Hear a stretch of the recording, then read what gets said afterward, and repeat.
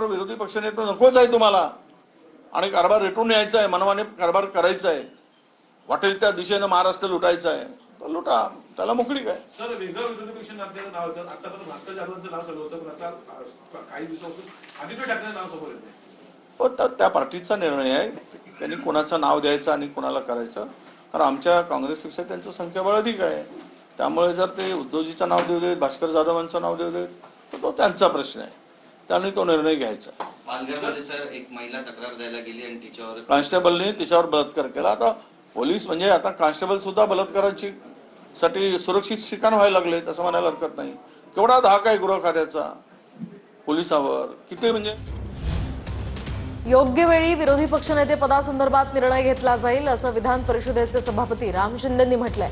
स्वातंत्र्यानंतर सुरू असलेल्या प्रथा आजही सुरू असणं अपेक्षित नाही असंही शिंदे म्हणालेत. तर दुसरीकडे 2022 पासून विधिमंडळाचे धिंडवडे निघतायत असा पलटवार यावर भास्कर जाधवांनी केलाय.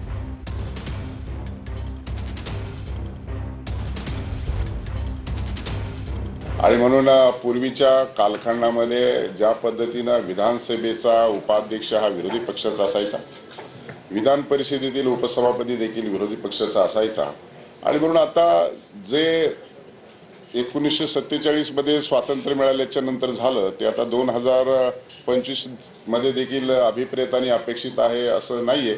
आणि त्यामुळं आपण जे म्हणताय ते बिलकुल महत्त्वाचं आहे की